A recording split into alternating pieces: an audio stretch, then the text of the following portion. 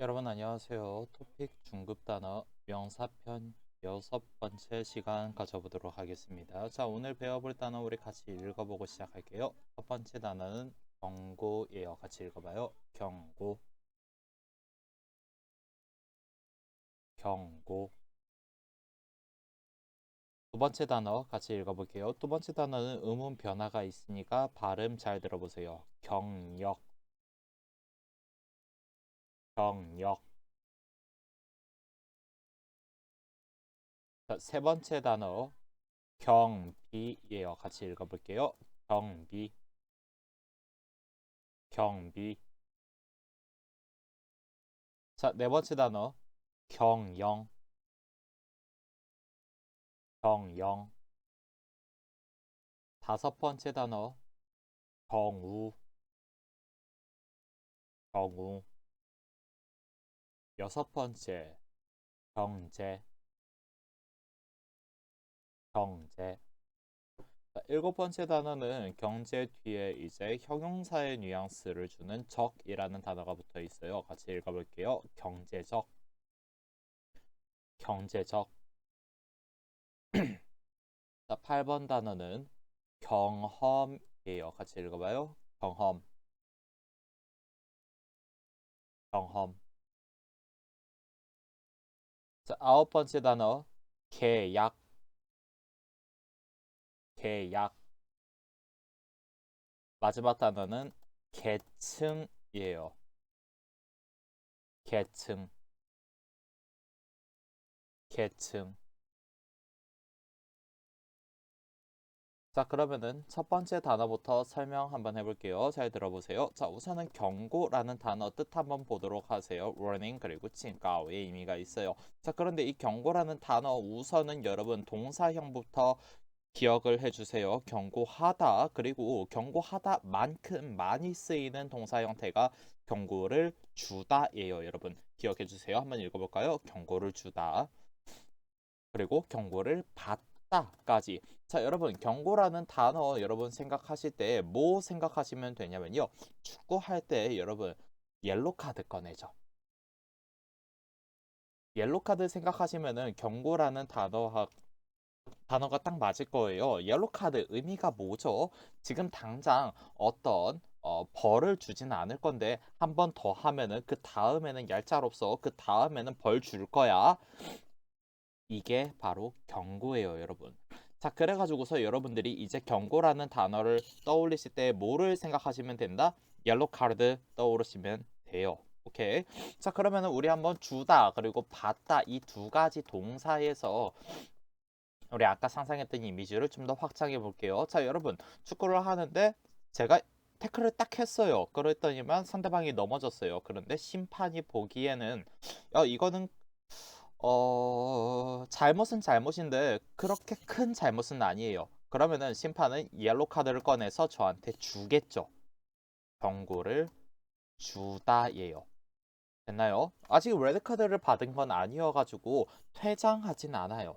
하지만 경고를 주다예요. 자, 그런데 그러면 제 입장에서는 옐로 카드를 받았어요. 맞나요? 경고를 받다예요. 경고를 받다예요.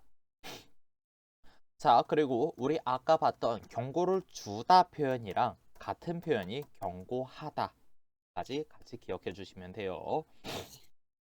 자, 여러분 우리 유의어로 해서 배워야 되는 단어가요. 이거예요. 주의가 경고의 유의어예요. 그런데 여러분 주의하고 경고는 사실 조금 달라요. 조금 다른 게 어떻게 생각하시면 되냐면요. 여러분 옐로 카드 주기 전에 뭐 여러분들이 이제 약간 몸싸움 선수랑 이제 몸이 막 부딪히는데 그게 조금 심해요. 그러면은 심판이 옐로 카드를 또 꺼내는 건 아니고 그렇게 하지 마세요라고 그냥 말로 이렇게 얘기를 하죠. 아니면 그냥 제스처로 이렇게 떨어지라고 이런 식으로 표현을 할 거예요. 그게 주의예요. 그래서 주의는 경고보다 약해요. 됐나요? 자, 그래가지고서 주의도 마찬가지 심판이 선수들에게 주의를 줄 수 있어요. 됐나요? 그리고 선수들은 심판에게 주의를 받을 거예요. 맞죠? 여러분들이 주의하셔야 되는 표현이요. 주의하다. 자, 아까 선생님이 어떻게 얘기했어요? 이렇게 얘기를 했어요. 여러분들이 주의하셔야 되는 표현이요. 뭐냐면요. 주의하다예요. 그렇죠? 여러분, 선생님이 아까 얘기한 주의해야 되는 표현. 이건 무슨 뜻일까요? 이때 주의하다는요. 주의하다. 이 주의 명사의 동사형인 주의하다는 조심하다라는 뜻이에요. 그래갖고 이 주의하다가 경고하다랑 다른 뜻이에요. 다른 뜻을 가지고 있어요. 오케이? 그래갖고 여러분들은 이 주의하다만 주의해서 봐주시면 돼요. 약간 말이 웃기네요. 라임인데? 좋은데? 자, 그러면은 우리 이 경고라는 단어 또 어떻게 쓸 수 있는지 한번 생각을 한번 해볼게요. 예컨대 이런 거죠. 사실 선생님은 그렇게 좋아하지는 않는데 엄마들이 아이들을 이제 키우실 때에 경고라는 단어를 꽤 많이 쓰세요. 예컨대 이런 거죠. 아이가 바깥에서 막 울어요. 아이가 막 바깥에서 밖에 이제 같이 길을 걷는데 아이가 막 떼를 쓰면서 엄마 나 저거 사줘 이러면서 울어요. 그쵸? 그러면은 엄마는 이렇게 얘기할 거예요. 우리 옛날에 분명히 너 바깥에서 물건 사달라고 하면서 울지 않기로 나랑 약속했어. 맞아? 아니야? 애가 막 울면서 맞아요 하겠죠. 그러면은 엄마는 이렇게 얘기할 거예요. 경고야. 지금 이번은 경고야. 이거 무슨 뜻이에요? 지금은 그냥 경고만 하는데 만약에 한 번 더 그러면은 내가 너를 혼낼 거야 라는 뜻이겠죠. 됐나요? 자, 근데 아이를 키우는 거는 모든 집안에서 다 다르니까 뭐라고 할 수 있진 않은데 선생님은 옛날에 어머니께서 그러시면 너무 무서웠거든요. 지금도 기억에 많이 남아가지고서 별로 좋아하지 않아요. 경고야 하는 게. 자, 그래가지고 여러분들 이제 이 경고라고 하는 거는 기본적으로 어떤 뜻이 있냐면요. 이거는 다음 예문 설명하면서 같이 얘기해 줄게요. 자, 예문 한번 보도록 할게요. 나는 이미 교칙을 여러 번 어겨서 경고를 받았다. 가 있어요. 자, 여러분 여기에 있는 교칙이라는 단어 앞에 있는 교자는요 학교의 교자예요. 칙자는 법칙 아니면은 법을 의미하는 룰을 의미하는 칙자예요. 그래갖고 교칙이라고 하는 건 무슨 뜻이에요? 학교에서 정한 규칙이겠죠. 맞나요? 자, 그런데 교칙을 어겼대요. 교칙을 여러 번 어겼대요. 자, 어기다라는 동사 무슨 뜻인지 혹시 기억나시나요? 자, 한번 보도록 할게요. 우리 이 어기다라는 동사를 어디에서 보셨냐면요. 약속을 지키다의 반의 표현 약속을 어기다예요. 자, 그래갖고 약속을 지키다라는 건 무슨 뜻이죠? 예컨대 이런 거죠. 우리 내일 2시에 만나자. 오케이? 오케이. 그런데 그 다음날 2시에 안 나왔어요. 다음날 2시에 이 친구가 안 나왔어요. 이게 약속을 어긴 거죠. 됐나요? 자, 그런데 그 친구가 2시에 나왔어요. 그러면 약속을 지켰다라고 얘기할 수 있을 거예요. 그래갖고 약속을 어기다의 이 어기다는 약속 안 지키다라는 뜻이 있는 거예요. 어기다는.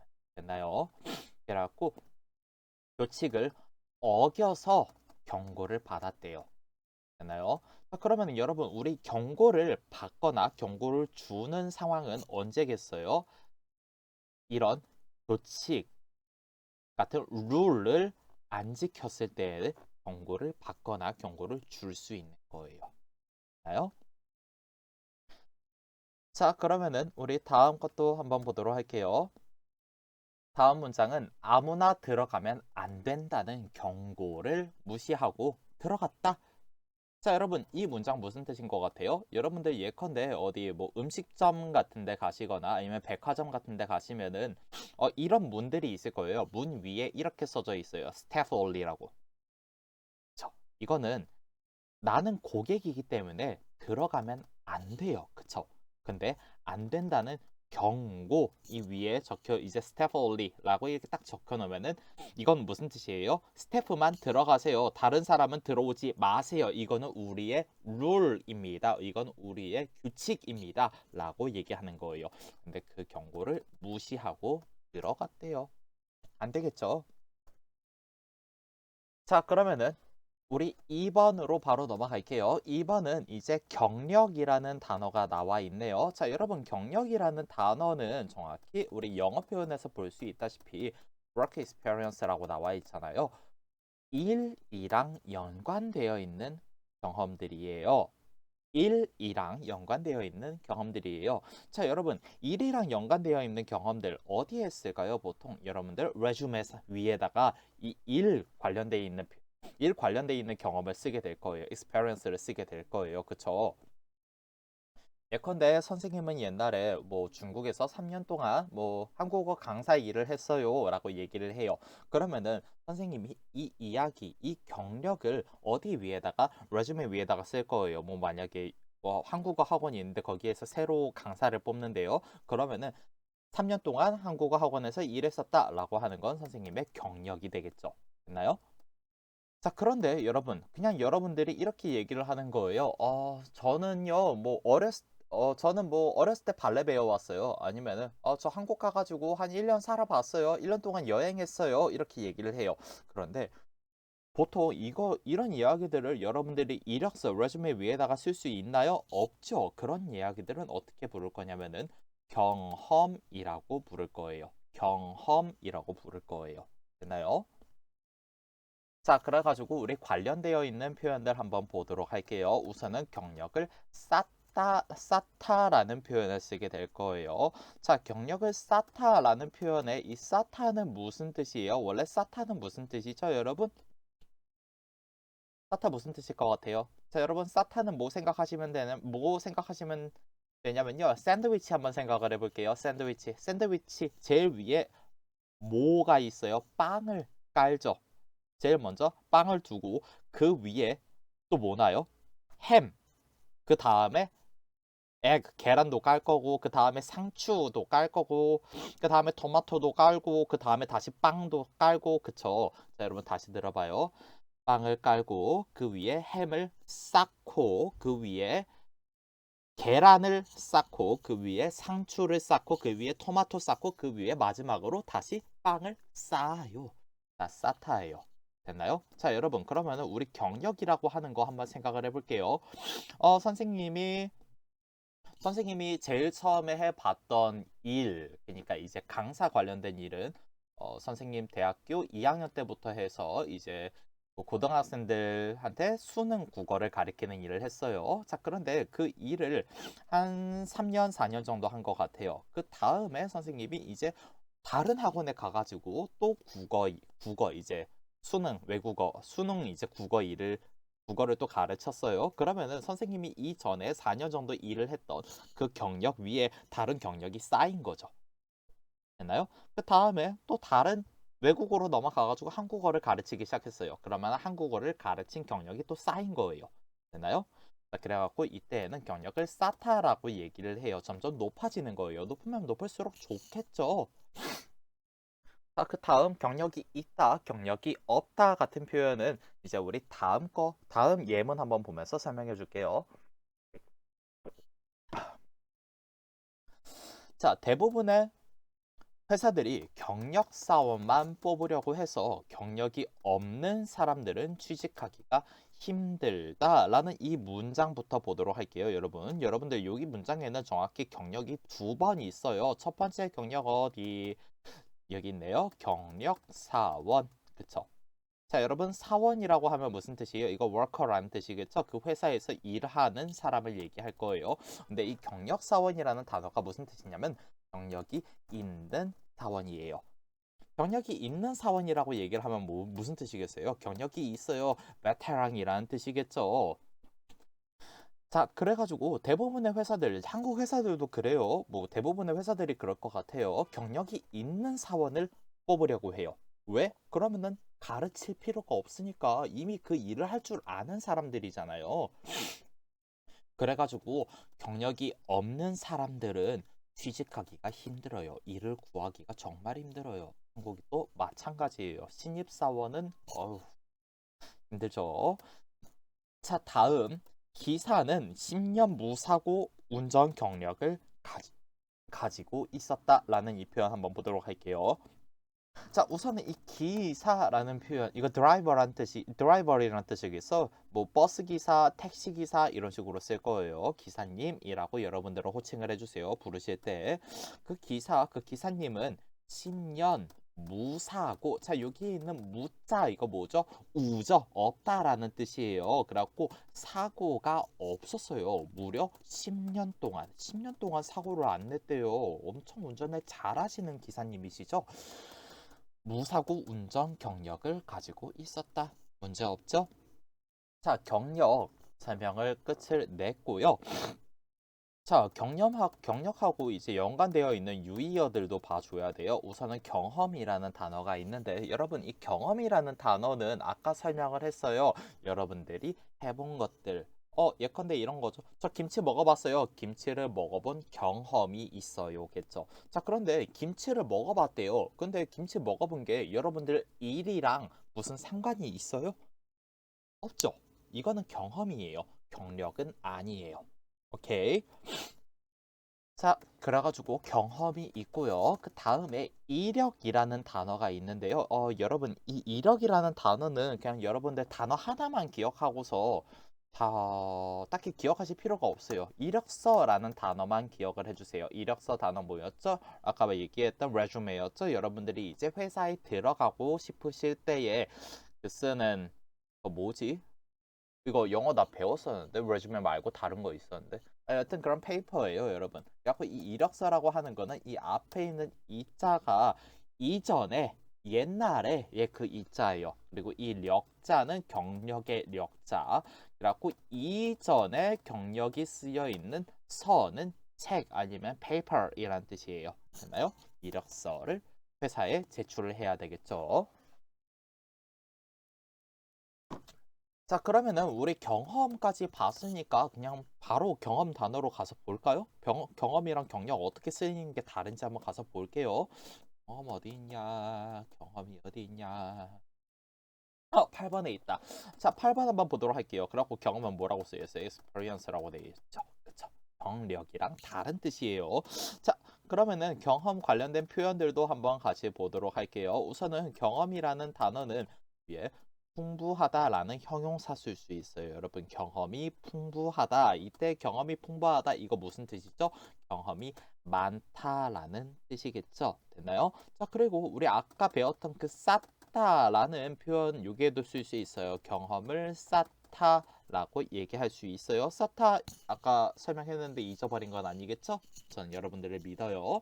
자, 이미 경험이 많다라는 표현을 썼기 때문에 경험이 적다도 당연히 가능할 거예요. 자, 그럼 한번 보도록 할까요? 예문이에요. 힘든 시기를 겪어낸 경험이 있는 사람은 쉽게 포기하지 않는다. 자, 이 문장, 선생님 조금만 한번 고쳐볼까요?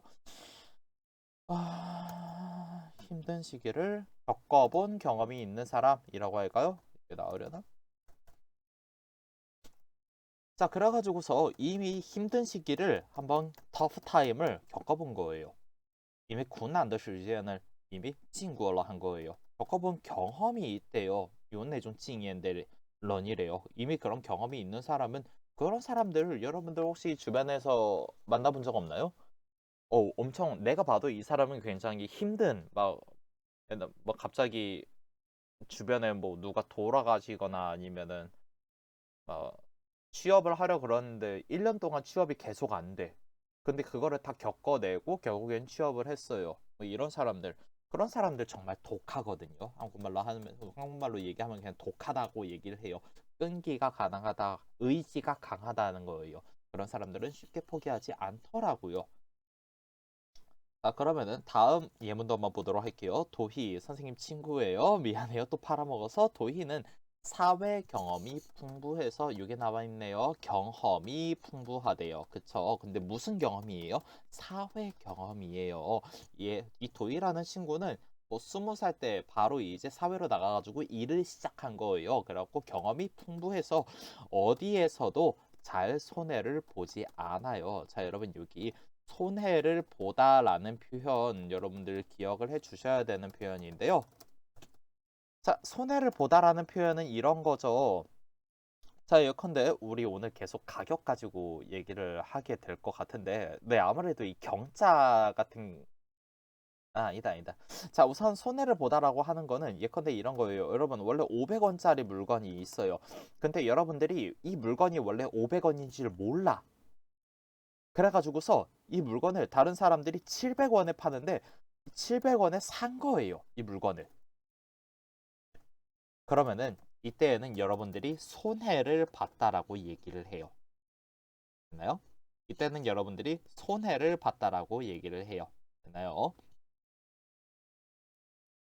자, 그리고 또 한번 보도록 할까요? 자, 또 손해를 보다 또 어느 때에 쓸 수 있냐면요. 이렇게 한번 해보도록 할까요? 원래 여러분들이 이제 회사에서 일을 하고 있어요. 근데 원래 김대리가 일을 하는데 김대리가 해야 되는 일이에요. 김대리가 해야 되는 일인데 김대리가 여러분들보다 직급이 높은 거예요. 그런데 김대리가 내 일도 아닌데 김대리 자기 일을 이거 네가 해 하고 저한테 줘버려요. 그쵸. 완전 억울하죠. 이때에도 여러분들이 손해를 본 거예요. 됐나요? 자, 그러면은 여러분들이 손해를 보다라고 하는 거는 무슨 뜻이 있겠어요? 무슨 뜻이 있겠어요? 자, 여러분들이 이제 대부분 여러분들이 억울하다라고 생각이 드는 그 상황에서 여러분들을 손해를 봤어요. 근데 이 손해는 금전적으로 손해를, 그러니까 돈하고 관련돼 가지고서 손해를 봤다라는 표현도 가능하고요. 시간도 마찬가지예요. 시간적인 것 개념들도 손해를 봤다라고 얘기를 할 수 있어요. 그리고 어디에서도 잘 손해를 보지 않는데요. 이 도희라는 친구는 손해를 잘 보지 않는데요. 얘는 말 그대로 사회 경험이 풍부해가지고 많은 것들을 알고 있다라는 뜻이죠. 그래가지고서 어디를 가도 손해를 잘 보지 않는다라는 문장을 썼어요. 자, 그러면은 우리 바로 다음 단어 보도록 할까요? 자, 다음 단어는 이번에는 경비라는 단어 설명해 볼 거예요. 자, 경비라는 단어 이거 간단해요. 근데 또 중요하기도 하네요. 한번 설명해 볼게요.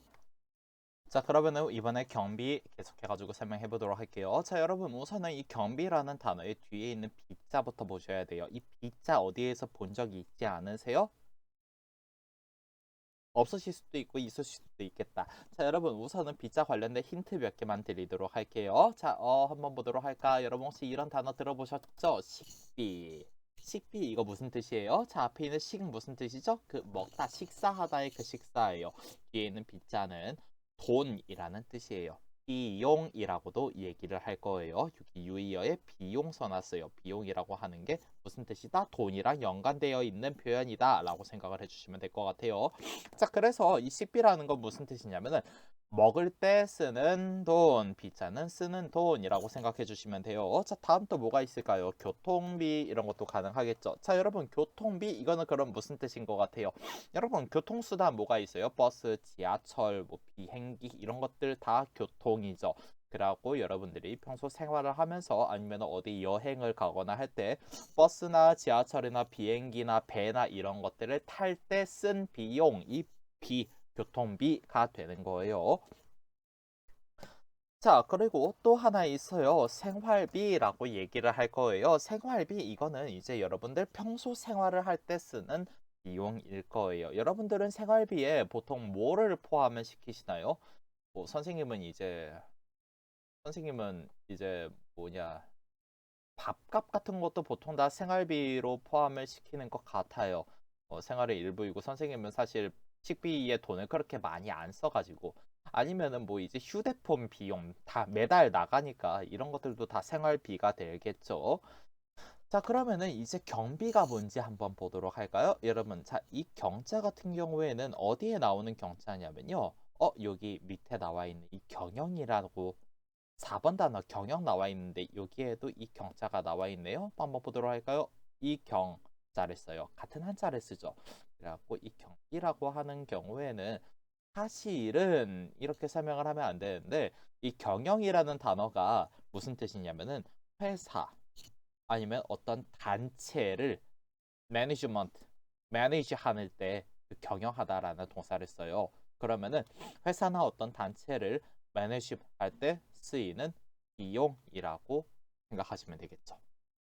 됐나요? 자, 그럼 한번 보도록 할까요? 경비를 줄이다 라는 표현부터 보도록 할 거예요. 여러분, 경비를 줄이다가 있는데 여기 있는 줄이다 어디에서 많이 본 것 같지 않아요? 이거 2급할 때의 설명을 선생님은 보통 하는데 여러분들은 어떠신지 모르겠네. 자, 여러분 우선 줄이다 라는 단어는 힌트만 드리면은 줄다 단어에 이자 들어갔네요. 이희리기의 이자겠죠. 피동 표현이에요. 되나요? 아, 여러분 미안해요. 사동 표현이에요. 이희리기 우고추의 이자예요. 그래갖고 사동 표현이에요. 그럼 무슨 뜻일 것 같아요? 자, 줄다는 원래 무슨 뜻이죠? 이렇게 그냥 해줄게요. 적어지다, 작아지다 정도예요. 이렇게 하니까 간단하죠, 여러분. 간단하죠. 적어졌대요. 变少해졌대요. 자, 그러면은 줄이다라고 하면요. 이거는 적어지게 만들다라는 표현이 될 거예요. 나요. 자, 그러면 우리 그냥 간단하게 예문으로 해주는 게 제일 편하겠네요. 이 줄이다라는 표현은 보통 언제 쓰이냐면요. 자, 예컨대 한번 보도록 할까요? 여러분들이 마트에 가가지고 바지를 하나 샀어요. 바지를 하나 샀다고 해볼게요. 아, 근데 바지를 샀는데 이 바지가 생각보다 긴 거예요. 내가 생각한 거는 바지가 이렇게 길지 않을 것 같은데? 그래갖고 샀는데 바지를 입어보니 바지 끝이 땅에 계속 질질질 끌려요. 그러면 어떻게 해야 되겠어요? 바지를 줄여야겠죠? 그때 바지를 줄이다예요. 됐나요? 절대 여러분들 다리가 짧다고 하는 얘기가 아니에요, 여러분. 바지가 길었던 거예요. 그래가지고 바지를 줄였어요. 나요? 이게 줄이다예요. 원래 크거나 아니면 원래 길었던 거를 짧거나 작게 만들다예요. 줄이다예요. 됐나요? 자, 그러면은 경비를 줄이다. 이제 이해가 되실 거예요. 자, 여러분, 원래 회사를 운영할 때에 매달 100만 원이 필요해요. 그런데 경비를 줄여서 회사를 매달 운영하는데 70만 원, 경영하는데 70만 원으로 줄였어요, 경비를. 이게 경비를 줄이다가 되겠죠. 나요? 자, 이번에는 경비를 마련하다에 대해 가지고 배워볼게요. 자, 여러분, 우선은 마련하다는 여러분들 유의어로 해가지고 준비하다가 있어요. 준비하다라고 생각을 해주시면 돼요. 사실 유의어예요. 유의어 완전히 같지는 않아요. 근데 여러분들이 준비하다 같은 경우에는 어떤 뜻이 가능하냐면은 두 가지 준비가 다 가능해요. 예컨대 자, 여러분 내일 생일 파티를 할 거예요. 그럼 뭐를 준비해야 돼요? 뭐 풍선도 사야 되고 케이크도 사야 되고 풍선도 준비해야 하고 케이크도 준비해야 되고 그쵸? 이런 것들이 다 생일 파티 준비예요. 맞나요? 자, 그리고 다른 준비가 또 뭐가 있냐면요. 이런 준비도 있어요. 아, 나 지금 나갈 준비하고 있어. 나 지금 나갈 준비하고 있어. 이건 무슨 뜻이에요? 이건 지금 무슨 뜻이에요? 여러분, 나가려고 하면은 우선은 세수도 해야 되고, 머리도 감고, 옷도 깨끗한 거 입고 해야 될 거 아니에요. 이런 것들도 이제 외출하기 위해서 준비하는 거죠. 맞나요? 준비하다는 이런 상황을 다 쓸 수 있는데 마련하다는요. 구체적인 어떤 물건이에요. 물건만 뒤에 마련하다 쓸 수 있어요. 경비 같은 경우에도 돈이잖아요. 돈을 마련하다. 왜? 나중에 써야 하니까. 됐나요? 이게 마련하다예요. 그래갖고 느낌 자체는 준비하다하고 비슷한데 쓰이는 용법이 그렇게 같지는 않아요. 이거는 뭐 나중에 기회 되면 한 번 더 상세하게 설명해 줄게요. 자, 그 다음 경비가 들다라는 표현이 있는데 이거는 뭐 다들 이해하실 것 같아가지고서 그냥 넘어갈게요. 아니야. 이해 못, 아니에요. 여러분 다 이해하시죠? 음. 질문 있으시면 저한테 그냥 물어보세요. 그럼 따로 설명을 해드릴게요. 자, 이번에는 비용이라는 단어 있는데 유의어로 비용 있는데요. 이거는 뭐 그냥 기억해 주세요. 비용의 그 경비의 비자가 이 비용의 비자하고 같구나 라고 정도만 생각해 주시면 돼요. 자, 그럼 한번 예문 보도록 할게요. 여행 경비를 마련하기 위해 공장에서 하루 9시간씩 일을 했다. 오, 여러분들은 일해 본 적이 있으신가요? 여행 경비. 자, 여러분, 이 경비라는 뜻이 아까 선생님이 알려줄 때에 운영할 때에 쓰이는 비용이라고 얘기를 했잖아요. 여행도 하나의 행사 아니면 어떤 프로젝트처럼 운영하는 거예요. 경영해야만 하는 거예요. 그래서 그 비용이 필요해요. 여행 경비라는 단어는 통째로 외워주세요. 오케이? 여행 경비를 마련하기 위해 공장에서 하루 9시간씩 일을 했다. 여러분 일해본 적이 있으신가요? 여행 가고 싶어가지고서 그돈 마련하려고 뭐 아르바이트 하루에 9시간씩 막 해보셨나요? 음, 선생님은 없는 것 같아요. 선생님은 차라리 여행 안 가고 말아요. 그리고 선생님은 웬만하면은 어 어디 여행 가고 싶으면은 그 여행을 가가지고 일을 해요. 아예 한 1년, 2년 살면서 거기에서 그냥 일을 해요. 자, 다음 이번 행사 준비에는 경비가 많이 들 예정입니다. 여기에 경비가 들다 표현을 썼어요. 경비가 많이 들 예정이래요. 어디에? 이번에 어떤 행사를 어떤 페스티벌을 준비하고 있나 봐요. 그때 경비가 많이 들 거래요. 자, 여러분, 이런 준비, 이번 행사 준비, 여기 준비에는 행사 마련 안 돼요. 행사 마련 안 돼요. 왜? 마련이라고 하는 거는 딱 목적이 정해져 있는 어떤 물건을 미리 가지고 있는 거예요. 그게 마련이에요. 오케이? 자, 우리 4번 한번 보도록 할까요? 4번은 이번에는 경영이라는 단어가 나와 있네요. 경영, 뭐, 이거 아까 선생님이 너무 얘기해서 이미 다 아시죠? 우리 그냥 보도록 할게요. 회사를 경영하다 라는 표현. 이거 뭐 어렵지 않고요. 또, 회사가 경영되다 라는 표현도 가능해요. 이렇게 피동 표현도 가능해요. 자, 다음 유의어에 운영이 있어요. 사실 운영하고 경영은 그냥 막 섞어서 써도 되거든요. 섞어가지고 막 쓰셔도 되는데요. 이거를 뭐 나중에 토픽 시험 준비해 드릴 때에 이거를 또 따로 구분을 해 드리기는 할 텐데 그냥 우선 같은 거라고 보셔도 돼요.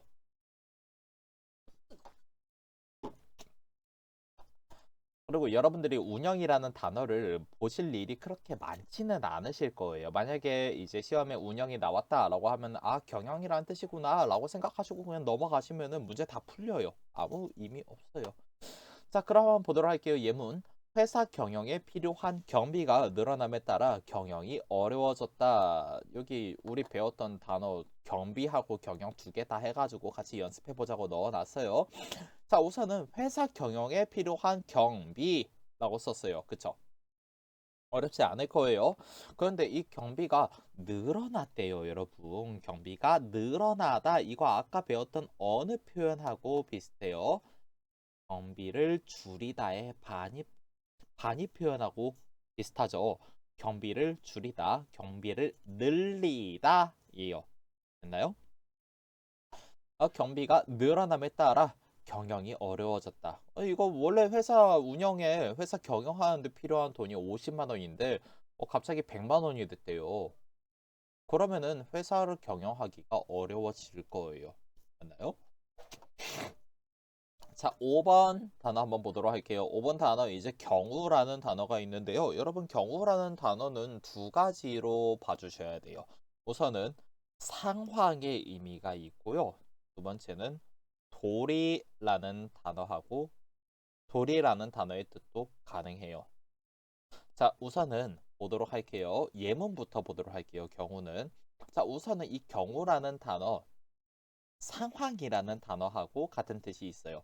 비나 눈이 올 경우라고 하면은 이건 무슨 뜻이겠어요? 이때의 경우는 케이스가 되겠죠? 이때의 경우는 케이스가 될 거예요. 그렇고 비나 눈이 오는 상황에는 행사가 취소될 수 있대요. 맞나요? 자, 그 다음 이게 조금 어려울 수 있어요. 자, 선생님이 먼저 간단하게 설명을 한번 해줄게요. 자, 두 번째 이 경우는 무슨 뜻이냐면은, 자, 여러분 한번 들어보세요. 예컨대 선생님이 파티에 초대장을 받았어요. 파티에 초대됐어요. 근데 이 파티가 그 파티에 초대한 사람이 얘기를 해요. 굉장히 럭셔리한 파티래요.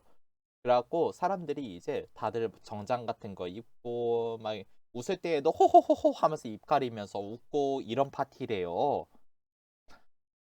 그런데 선생님이 그 파티에 파자마를 입고 가.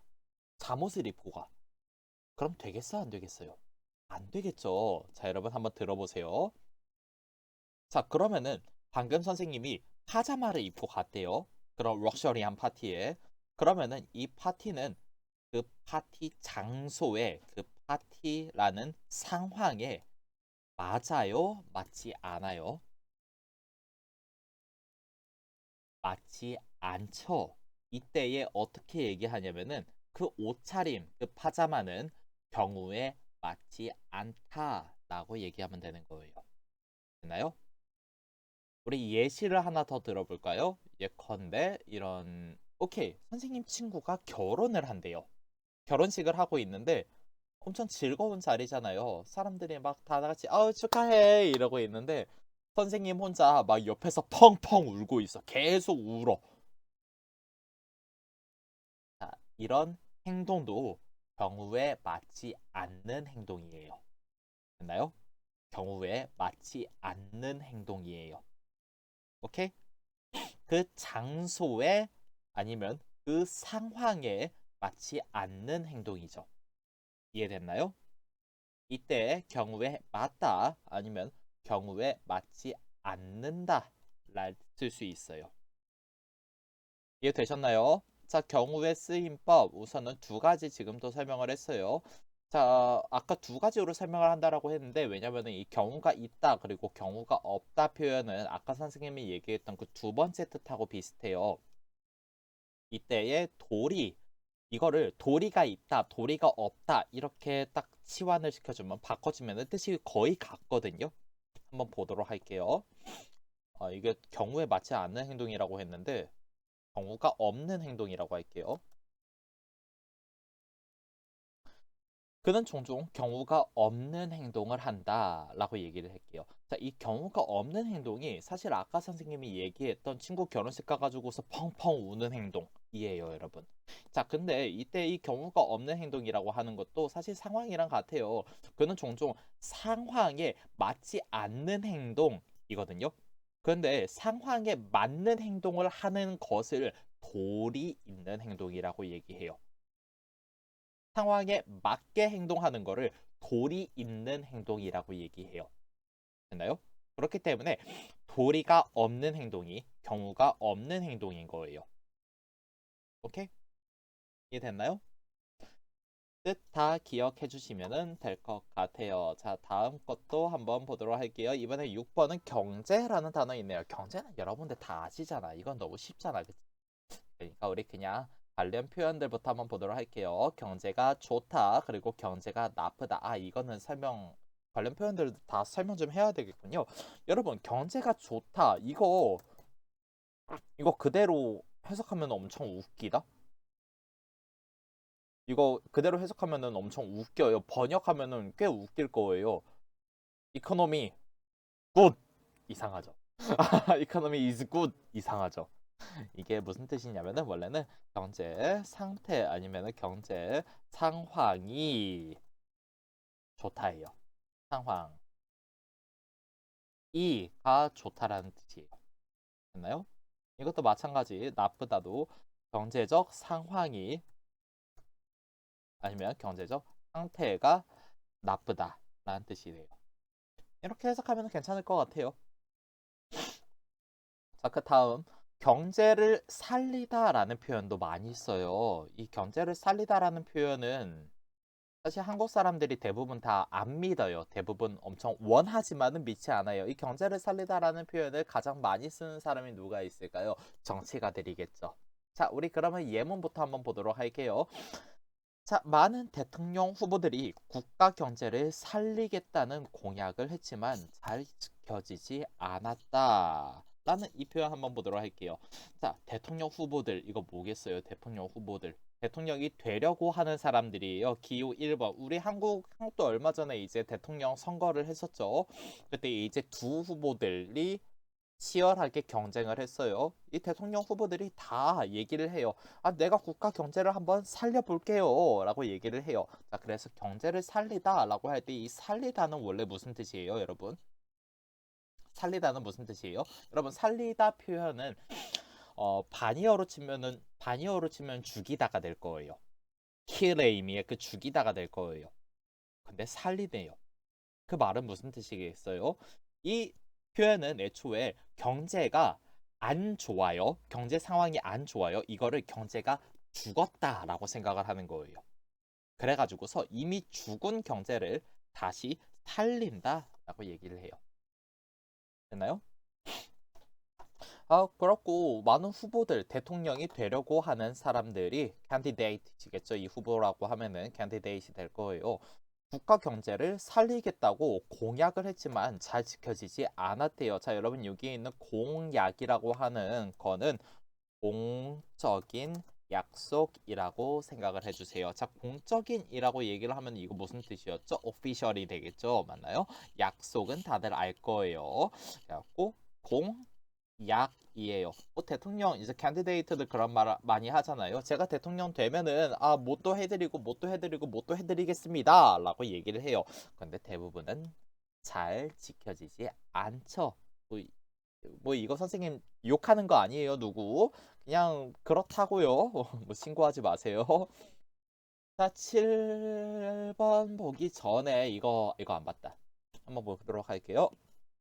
요즘 물가가 올라서 서민 경제 사정이 좋지 않다라고 썼는데요. 여러분들 여기에서 같이 기억해 주셔야 되는 표현 우선은 물가 있네요. 물가 무슨 뜻이에요? 이건 뜻이겠죠? 물건의 가격일 거예요. 됐나요? 자, 그렇고 여러분 물가가 올랐대요. 그러면은 여러분들이 오케이, 한번 보도록 할까요? 선생님이 초등학교 다닐 때 좋아하던 과자가 있었는데 그때 500원이면은 과자를 먹을 수 있었어요. 그런데 지금은 1,500원이에요. 3배가 올랐어요. 그쵸? 물가가 많이 올랐어요. 생각해 보면 억울해요. 약간 손해 보는 기분이에요. 손해보다 아까 설명했죠. 약간 손해 보는 기분이에요. 왜? 옛날에는 1,500원이면은 그 과자를 3개 먹을 수 있었는데 지금은 하나밖에 못 먹어요. 손해보는 기분이에요. 기분이 좋지 않아요. 자, 그래서 물가가 오르면은 서민 경제 사정이 좋지 않아져요. 그쵸? 자, 근데 여기 앞에 있는 이 서민이라고 하는 단어, 이거는 여러분 그냥 쉽게 생각을 하세요. 부자가 아닌 사람들, 국민들이라고 한번 해볼게요. 부자가 아닌 사람들이에요. 다 서민이라고 불러요. 선생님은 서민이죠. 선생님은 절대 부자가 아니잖아요. 여러분들은 부자하고 부자가 아닌 사람들을 어떻게 구분하시나요?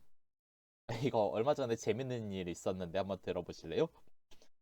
이게 얼마 전에 선생님이 라디오를 듣고 있는데 라디오에서 그런 얘기를 하는 거예요.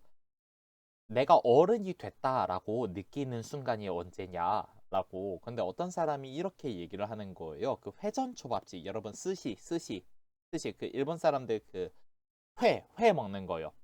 회 밥 위에다가 이제 날 생선 얹어서 먹는 거예요. 스시 조스야. 이거 먹는데 회전 초밥집 가면은 그런 거 있잖아요. 이제 접시 색깔별로 가격이 달라요. 근데 그 접시 색깔을 보지 않고 거기에서 배부르게 식사를 했다. 그래서 나는 내가 어른이라고 느꼈다. 라고 어떤 사람이 말을 하는 거예요. 선생님도 이제 스시 좋아해서 그날 저녁에 스시집을 갔어요. 회전 초밥집을 갔어요. 접시마다 가격이 다른데, 근데 선생님은 아직 그 접시 색깔을 보게 되더라고요. 가난해서 돈이 없어서. 그때 생각을 했어요. 서민과 부자의 경계는 아마 여기가 아닐까. 접시 색깔을 보지 않고 마음껏 회전 초밥집에서 먹을 수 있으면 선생님은 부자인 것 같아요. 선생님의 첫 번째 목표예요. 서민을 벗어나는 첫 번째 목표. 회전 초밥집에서 접시 색깔을 신경 쓰지 않고 마음껏 먹을 것. 네, 너무 농담을 많이 했네요. 그만할게요. 자, 그래갖고 부자가 아닌 사람들의 경제 사정이 좋지 않대요. 왜? 물가가 올라서. 부자들은 물가가 오르는 거 신경 안 쓰겠죠? 뭐 어차피 100원이나 200원이나 일 텐데. 자, 그럼 7번 한번 보도록 할게요. 7번은 여러분 경제적이라는 표현이 있어요. 경제적은 아까 배웠던 그 경제 뒤에다가 적 단어가 들어가요. 이 적 단어가 들어가면은 여러분 형용사의 느낌을 주거든요. 그런데 경제적까지 쓰면은 아직 명사예요. 여러분들이 주의하셔야 되는 건 무슨 적 무슨 적 들어가는 거 다 명사예요. 이거 주의해 주시면 돼요. 자, 그렇고 사실 중국어를 모국어로 하는 학생들은 경제적 이런 단어가 그렇게 어렵지 않을 거예요. 징지샹드 더가 여기 있잖아요. 이해하기 어렵지 않은데 외국 학생들한테 이 적을 어떻게 영어권 학생들한테는 어떻게 설명을 할까요? 나중에 좀 알려주실래요? 자, 근데 이 경제적이라는 단어도 뜻을 두 가지로 보셔야 돼요. 첫 번째는经济上的예요. 경제상의 어떠한 문제들이에요. 경제상의 어떠한 일들이고 두 번째는 돈을 아끼다라는 뜻이 있어요. 돈을 아낄 수 있는 정도의 뜻이 있어요. 자, 한번 보도록 할게요. 자, 우선은 첫 번째는 아까 봤던 그 경제랑 같은 뜻이 한번 보도록 할게요. 요즘 물가가 올라 서민들의 경제적 상황이 좋지 않다라고 얘기했죠. 자, 근데 아까 선생님이 이미 설명을 했어요. 경제 상황이 좋다, 경제 상황이 나쁘다. 원래는 이 중간에 상황이나 상태가 있다라고요. 그래가지고 경제적 상황 하면도 같은 뜻이에요. 사실 여기에도 원래는 이 중간에 적이 있는 거예요. 이렇게 생각해 주시면 돼요. 경제적 상황이 있는 거예요. 왜냐하면 이 적이라고 하는 게 명사랑 명사를 연결해 주는 역할을 하기 때문이에요. 됐나요? 자, 그래서 경제적 상황이 좋지 않다. 위에 있는 문장, 요즘 물가가 많이 올라 서민 경제 사정이 좋지 않다. 비슷한 뜻이죠. 됐나요? 그런데 두 번째 뜻은 예문 한번 보시도록 하시죠.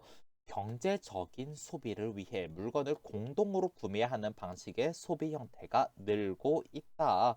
자, 여러분, 소비 형태가 늘고 있대요. 이 소비 형태라고 하면은 이 소비 여러분 무슨 뜻이죠? 소비는 핸드라고 생각을 해주시면 될 것 같아요. 근데 여기에는 형태라고 하면 모양이에요. 소비의 방식, way to spend라고 생각을 해주시면 될 것 같아요. 소비 형태가 늘고 있대요. 그런데 어떤 방식일까요? 자, 이렇게 한번 생각을 해보도록 할까요? 여러분들은 직구 많이 하세요? 직구라고 하면은 무슨 뜻이냐면은 해외에서 수입되는 물건을 해외 인터넷 사이트에서 직접 구매하는 거예요. 원래 국내에서도 살 수 있어요. 살 수 있기는 한데 그러려 그러면은 이제 중간에 브로커들이 낄 거 아니에요. 그 중간에서 중간 유통업자들이 끼면은 그 사람들도 돈을 벌어야 되니까 물건 값이 비싸져요. 그러니까 인터넷에서 해외 사이트에 들어가서 물건을 직접 사는 거예요. 그러면은 이제 이제 EMS 하는 택배비도 그냥 내가 부담하고 이럴 거잖아요. 그런데 이 택배비가 비싸다 이거죠. 그러니까 사람들이 어떻게 물건을 사냐면은 나 이번에 독일에서 나온 청소기 베큐um 머신을 사야지 라고 생각을 하면은 인터넷에 글을 올려요. 나 이번에 독일 사이트에서 청소기 하나 살 건데 같이 살 사람 해가지고 사람을 한 7, 8명 모아요. 그리고 같이 사요. 그러면은 가격 싸게 그리고 택배비가 비쌀 수 있는데 8이서 같이 내요. 그럼 훨씬 싸겠죠. 그쵸? 그러면 국내에서 비싸게 사는 것보다 훨씬 싸게 살 수 있어요. 이러한 소비를 뭐라고 한다? 경제적 소비라고 할 거예요. 됐나요? 경제적 소비예요. 오케이? 그래갖고 경제적이다라고 하는 거는 무슨 뜻이냐면은 훨씬 싸게 살 수 있다라는 뜻이에요. 당하죠. 자,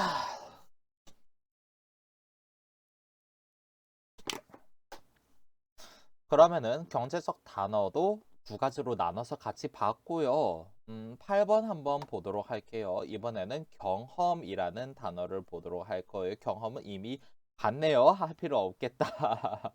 자, 그럼 9번 바로 보도록 할게요. 9번 단어 뭐죠? 계약이라는 단어가 있죠. 자, 계약 단어 이미 여러분들 아실 거예요. 여러분들도 살면서 중요한 계약들을 몇 번 해보셨을 거예요.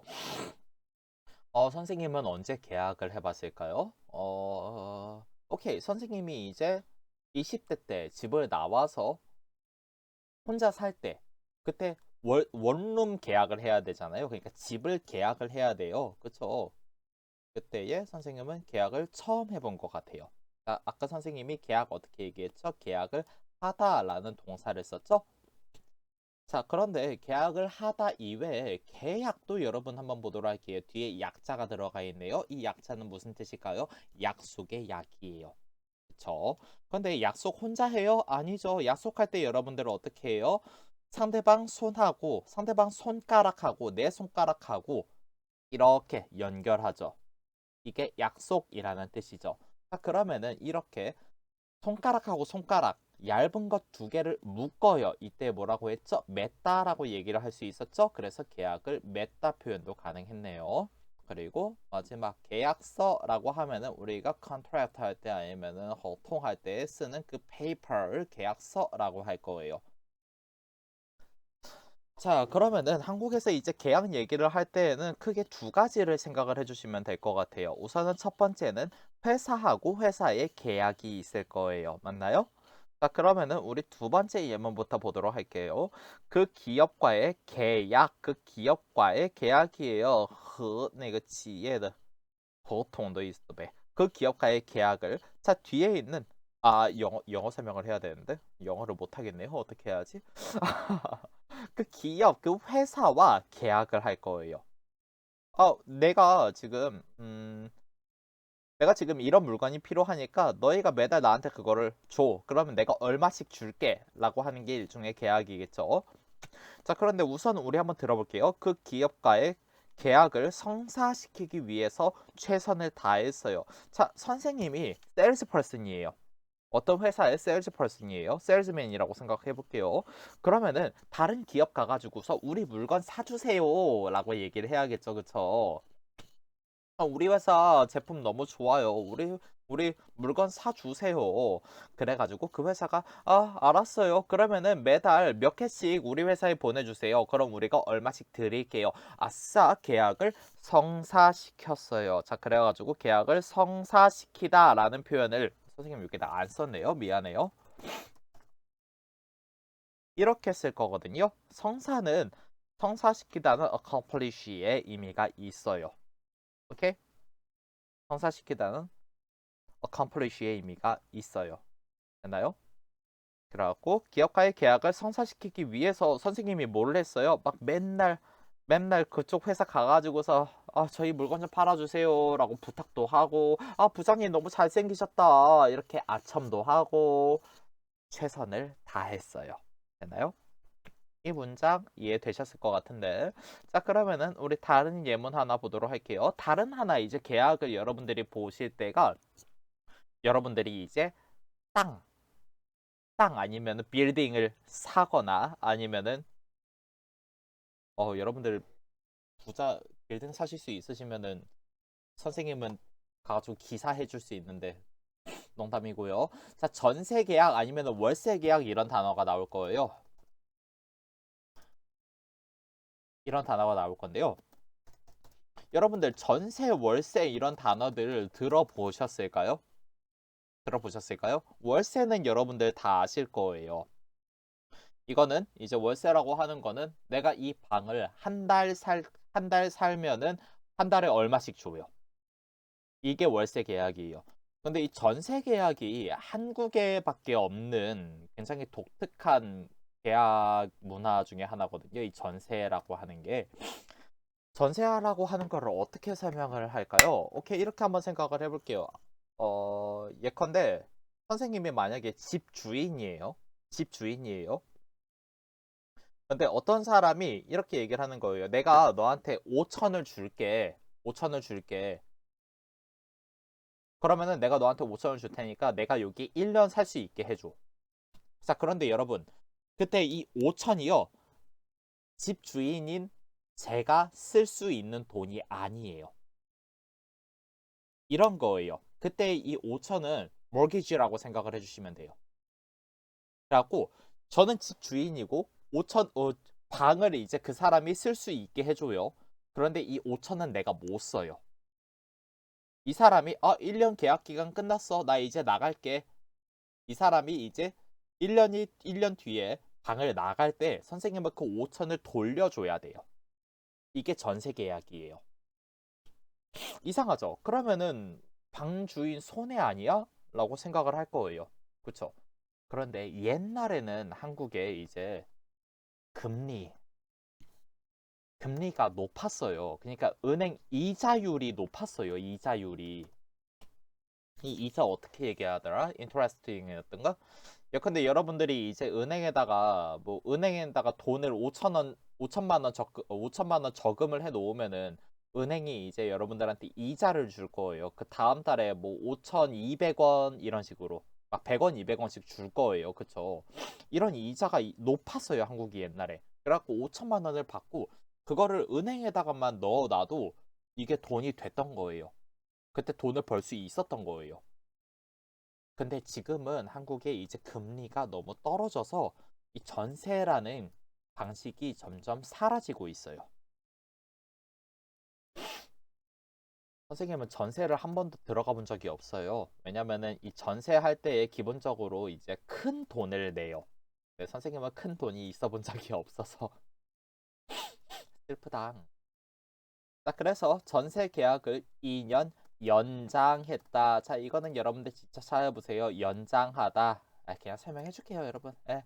자, 여기 이제 장자 같은 경우에는 무슨 뜻일까요? 장자. 장자는 원래 길다라는 뜻이에요. 근데 이 연자라고 하면은 어, 연자 같은 경우에는 이거 어떻게 설명을 해주면 좋을까요? 그냥 이렇게 할게요, 여러분. 연장했다라고 하면은 기한을 길게 했다라는 뜻으로 받아들여 주시면 될 것 같아요. 되나요? 길게 했다, 기한을 아니면 시간을 늘렸다라는 뜻이에요. 자, 그러면은 9번 계약까지 했고 이번에는 계층이라는 단어까지 한번 보도록 할게요. 계층이라는 단어를 여러분들이 평상시에 들으실 일은 거의 없어요. 거의 없을 거예요. 우리 계층이라는 단어 뉴스에서는 그래도 주로 나오는데 자, 한번 보도록 할게요. 모든 사회에는 계층 간의 갈등이 존재한다. 자, 여러분들 계층이라고 하면은 사실 선생님은 제일 먼저 떠오르는 단어가 그거거든요. 아까 선생님이 얘기했던 그 프롤레타리아하고 부르주아거든요. 이게 계층이에요, 사실. 이게 계층이라고 생각해 주시면 될 것 같아요. 그래갖고 모든 사회에는 잘 사는 사람들이 있고 못 사는 사람들이 있어요. 그 사람들 사이에 갈등이 있겠죠. 한국도 마찬가지 계층 간의 갈등이 꽤 있는 편이에요. 요즘 이 계층 간의 갈등이 어떤 식으로 표출이 되냐면은 이런 단어가 생겼어요. 금수저, 흙수저. 자, 우선 이 예문 먼저 읽어볼게요. 자, 여러분, 금수저나 흙수저와 같이 인간을 계급으로 나누는 신조어는 지양되어야 한다. 라고 썼어요. 여기에 아직 선생님이 설명 안 하는 계급이라는 단어가 나오는데 우선은 계급하고 계층은 두 개의 다른 단어예요. 한번 나눠볼까요? 자, 계급 같은 경우에는 여러분 옛날에는 어떤 계급들이 있었어요? 이런 계급들이 있었을 거예요. 어, 음, 우선은 회사부터 한번 보도록 할게요. 지금 남아있는 계급은 어떤 계급이 있냐면요. 회사에는 어떤 계급들이 있어요? 신입사원이 있어요. 그쵸? 제일 밑에서 일하는 사람들이 해요. 그 다음 한국에는 또 뭐가 있어요? 뭐 대리가 있고, 팀장도 있을 테고, 부장, 과장, 또 올라가면은 이사, 회장, 사장 있을 거예요. 그쵸? 자, 뭐, 이런 것들은 이제 엄격하게 위아래가 고정되어 있어요. 그쵸? 이런 것들이 계급이에요. 이런 것들이 계급이에요. 그런데 우리가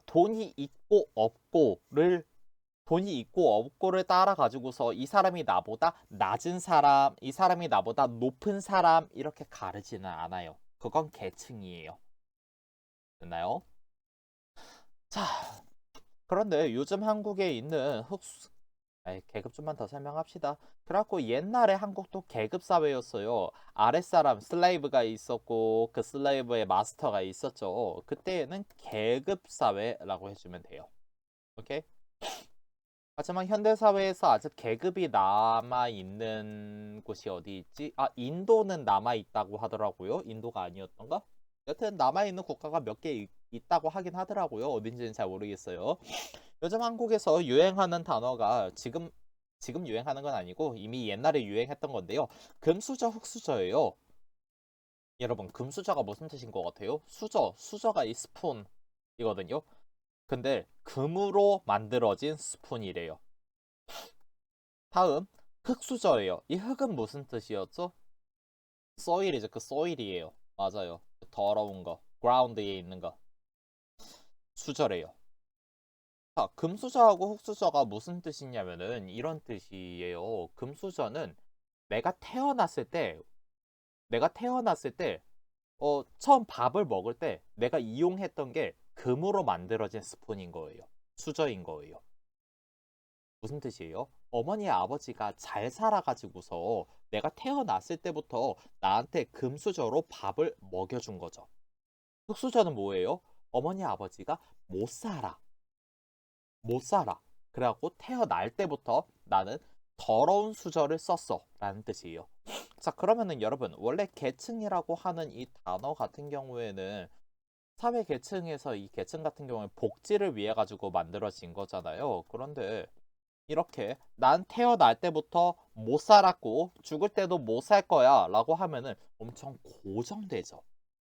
인간을 계급으로 나누는 신조어라고 선생님은 생각돼요. 선생님은 생각해요. 이때는 계층론이 아니라 계급론이라고 생각을 해요. 이렇게 말하면 너무 어렵겠다. 그만해야지. 이런 신조어는 자, 지양되어야 한다. 자, 여러분 지양이라는 단어 일부러 써줬어요. 이거 한국 사람들도 꽤 많이 틀려가지고서 지양이랑 지향 이 두 개가 다르거든요. 지양 나오면 이렇게 생각을 해주세요. 하면 안 된다. 지양은 하면 안 된다. 지향은 그렇게 해야 된다. 예요. 뜻이 완전히 다르죠. 이렇게만 생각해 주세요. 자, 그래가지고서 오늘 수업 1시간 넘겠네. 이러면 안 되는데. 오늘 단어들 여기까지 보고 끝낼 거고요. 다음엔 좀 짧게 해볼게요. 여러분들 미안해요. 자, 그럼 공부들 열심히 하시고 바이바이.